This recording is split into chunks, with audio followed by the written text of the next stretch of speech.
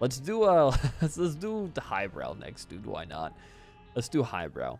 Sure, we'll jump into it. Oh wow, what a great transformation here. Here's your seed if you care at all. This one and oh crap are just the same challenge to me. Okay. We're fine up here. I got good spacing in the Binding of Isaac. Highbrow Star Wars reference. Speaking of Star Wars, I'm not going to give any big spoilers here, but I did finish Andor a couple nights ago, and the show pisses me off. Not because it's bad, because the show is so good, it makes every other Star Wars project look so bad by comparison. I finished Andor, and I tried to go back and watch Mando for Mando Season 3 coming out soon. I couldn't get through it. Like, genuinely, Andor is just so well made that it makes everything else look that bad by comparison. I have never been emotionally moved by a Star Wars show. The ending of Andor, some of the lines the characters say, I had to, like, pause and be like, this came from a Star Wars show. No spoilers, but there's a line in the show. 2 lines that really got me. One of the lines was, a character says to another, I love you more than anything you could ever do wrong. And I was like, Jesus Christ, that is such like a hard-hitting line for a franchise that originated with like a space opera. It was crazy. The other one is another character says, I've made my mind a sunken place. Or a sunless place, sorry. It's just like the imagery in the show and the writing is top-notch. It is 100% the best Star Wars has ever been. I think if you don't like Andor, you're a cop. Like, you cannot look at Andor and be like, this show is not good. It's genuinely, like, it blew me away. It started off a bit slow, but it definitely wasn't bad by any means. I liked the start of it, but it's very rare that you watch a Star Wars product and a character goes through a proper story arc that makes sense for them, but also isn't like in your face. Like, everybody knows Anakin's gonna become Darth Vader. We're all watching it happen. Luke Skywalker went through like literally 0 character arc. Rey went through literally 0 per character arc. Like, Kylo went through an arc, but it was so easily telegraphed. Andor's was so subtle. By the end of the show, you're like, wow, he really changed. He really changed. Oh, it's called Ador. Sorry, my bad. An is for vowel starting words. Yeah, spoiler alert. Anakin actually becomes Emperor Palpatine, and then gives birth to Jar Jar Binks, who's gets married to C-3PO. It's a whole family lineage there, but still. Either way, like, I was genuinely blown away by the quality of Andor. And I don't think I'm ever going to be able to watch another Star Wars project ever again if it doesn't have the same care as Andor does. Like, I know Acolyte's coming out next year, and Acolyte looks pretty interesting. It's an Old Republic tale about the Sith infiltrating the Jedi. But I'd rather have Star Wars just be about laser guns, and that's it. And then he somehow returns, believe it or not, exactly. Yes. And yes. I should have probably given Hearts to you first, but I'm an idiot. And we're playing a challenge, it's not going to be that bad. Dude, Jar Jar Binks is such an interesting character.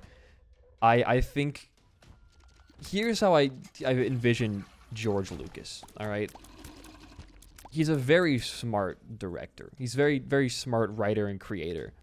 But he's only smart if he has somebody else in the same room as him telling him his ideas suck shit sometimes. You know what he wanted to name Starkiller in Force Unleashed, or whatever that game he was in? He wanted to name Starkiller Darth Icky or Darth Insanus. Those are 2 of the worst names I've ever heard for a Star Wars character. It's worse than Glupshido. Like, it's honestly worse than Glupshido. He wanted to name a character fucking Darth Icky. Yeah, that's how you spelled it right there, Darth Icky. I'm throwing because I'm talking about George Lucas. Sometimes George Lucas, he's a mixed bag of, like, some of the coolest ideas ever, and then, honestly, a lot of the worst. He's a very mixed bag. That's why I think Indiana Jones worked so well, because it had Lucas and Spielberg. Oh, did my stream go down for a second there? I apologize. My internet's been being kind of funky recently. But Indiana Jones is good because it had Spielberg and Lucas working on it, or I guess it was just through LucasArts, but still. Spielberg was there, helping it. When the Darth is icky? I couldn't even read that sentence. My brain got scrambled there. I don't know. Just Lucas he's interesting. He's interesting. I will say that much. I gotta watch Spielberg's new movie, The Fabelmans. It's about him, and I really want to see it. But my theater was not showing it because they only show Marvel movies here, so I couldn't go see Fabelmans in theaters. I gotta get my tickets for Avatar 2, though. You bet your ass I'll be seated down, not moving, looking at all those beautiful Pandora fish. Oh, I'm so excited to go see Avatar 2. The critic reviews have been insanely positive. Never doubt James Cameron. My guy has returned. I am so pumped for Avatar 2. You could not. I would pay like triple the price of a ticket to go see it in theaters. I am genuinely so excited. Only because I know I'm not going to have as much fun watching it as home because it's a movie that generally lives off its visual prowess. But yeah, Darth Insanus and Attack of the Clown Posse. It's a strange way to have a guy who's that smart and has made some great media pull some shit like that, you know? There's 3 of you. Go good night. Oh my god, Athame, I love you so much. I don't get the hate for Avatar either. It's so good. I don't get it. People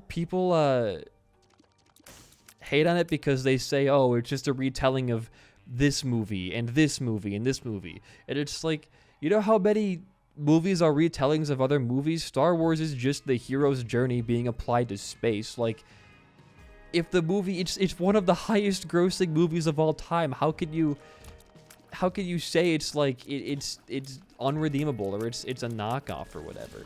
You know, I guess so is like Endgame's one of the highest grossing, but like that took how many movies to build up to that? Iron Man 1, 2, 3, like 3 Captain America movies, like 3 Avengers movies, and that just to touch the toes of the Blue Men.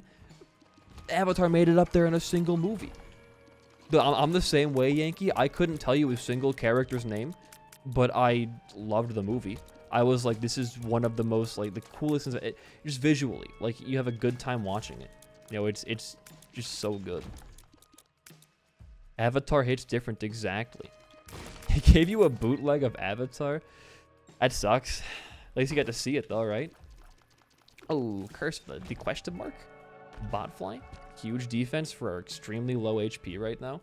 Never doubt James Cameron, man. Then we have a new Wes Anderson movie next year. A new Scorsese movie with DiCaprio, too. Return to my beautiful The Departed phase of my life where all I wanted to do was watch The Departed over and over again, which is definitely one of Scorsese's messiest, but also I think my favorite Scorsese movie. I'm gonna get canceled for that take. I genuinely love The Departed so much. DiCaprio is one of those actors who, like, I think he only really works well under specific circumstances, and one of those is a Scorsese directed movie. Let us do this. Okay, it worked on one of you. Good to know, for the future at least. But new Wes Anderson. It's got a pretty stacked cast as well. Oppenheimer drops next year. The Christopher Nolan Oppenheimer biopic comes out. I'm stoked, man. I'm stoked. It was Russian translations for the Na'vi. That's rough. I don't know how you can watch that movie without understanding what they're saying half the time, but hey, it's more about the visuals there, right, than anything else. It's more about, even, dude, the trailer for the Avatar 2 in theaters, like, looked better than most of the movies I was seeing. The trailer, I think the first time I saw it was in front of Black Adam of all things, which was not the greatest movie of all time. So I was even more stoked when I saw the trailer there. What is this? I think I'm fine. We have 2 more floors. I think we'll be okay. Oh, it's got that Hollywood Mexico tint, huh? It's got the yellow all over it. You know what? As long as you saw the real version eventually, I think you're all right. I think you're fine. I didn't watch it until like 2 years ago. So, well, well, maybe about 4 actually. What's 2020? Yeah, 4 years ago actually. My bad. And that was before I was like actually into watching movies, and I would just, you know, throw on whatever I saw gaining traction on Twitter, you know, Marvel or Christian Bale's Batman.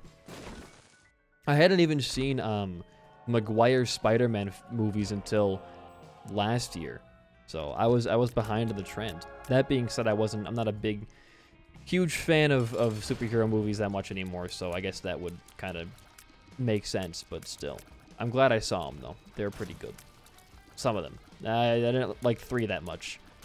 And, you know, part of me, and I said it, I've gone on record saying it before, part of me enjoys Andrew Garfield's Spider-Man more because I like Andrew Garfield a lot, and I think the visuals in that movie are really cool.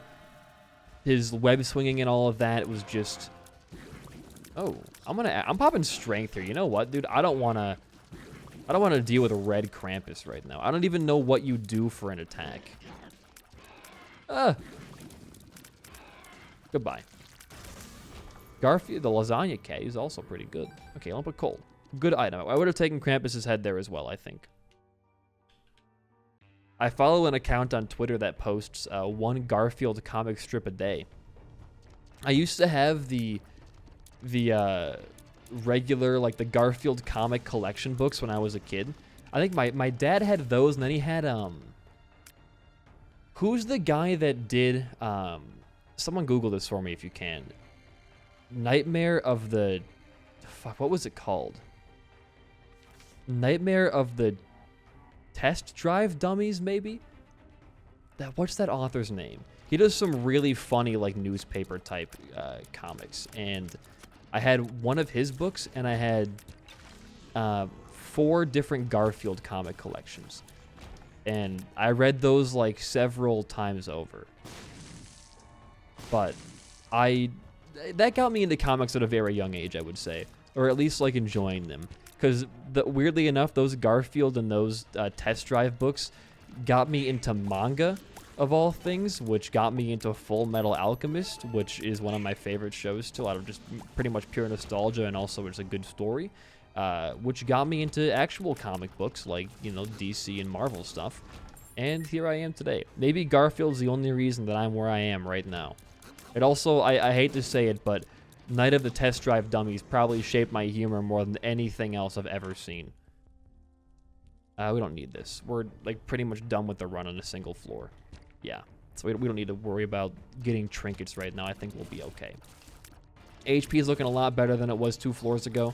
DPS is still fine. Active item is manageable. I think we'll be okay. Oh! Like, I'll still go see Marvel movies in theaters, and I'll see every DC movie in theaters, but I'm not happy about it. No, I wouldn't go to see a movie that I don't think I'll enjoy. So I go to watch them. Oh, you again, asshole. It's the same fucking champion, too. Why are you always here? Rent-free, man. I always go into the theater expecting to enjoy movies like that, and I leave the theater not enjoying them, and it puts a sour taste in my mouth. That's why I'm over comic book movies. Dude, yeah, I actually had a DC Universe subscription. Well, my friend did, and I was writing off his, and I would watch everything on there and read the comics on there. Then just one day it shut down. I couldn't get back into it. But I read a lot of Batman stuff on there. I couldn't tell you which issues, but I would sit there in school and read them constantly. There we go. Goodbye. I'll save, oh. Anything cool? Hematemesis? Not really that cool, but that's fine. I don't know, my nose is so itchy. I'll have to get one of those YouTube, like, shaving sponsorships so I can get, like, a nose trimmer. A nose hair trimmer. That's my new strategy. Does Manscaped have nose hair trimmers inside of it? I'll get a Manscaped one, and then I'll just use it to trim my nose and never make the video for them. How's that sound? I would not do that, by the way. I would, if someone's paying me, I'll make a video. I'm almost done with my current lined up sponsorships already, actually, I think. I've got 2 more Brilliant videos, and then I think I have 1 Southern New Hampshire University video, then I'm done. Just steal it? Oh, good idea. Now you're speaking my language. Sure, BOGO bombs, dude. The Manscaped Hedge Trimmer 5.2? I don't know anything about Manscaped. All I know is whenever someone does a sponsorship for them, all I can think of is that YouTubers like cleanly shaved balls. I've had them for a while.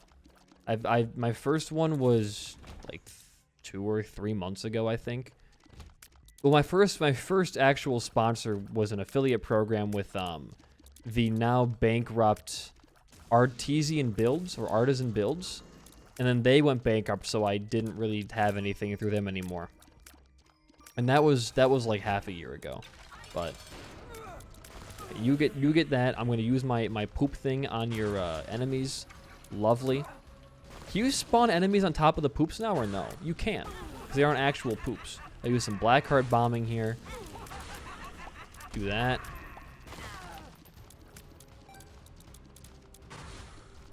Come on, just die. This run will be over as soon as we know. This is not an R key situation. Get that out of your head. There we go. Just out of curiosity's sake again, gotta check it out. Okay, actually a pretty based boss rush, and we're done here. If you watched the YouTube VOD, thanks for watching. Worm friend!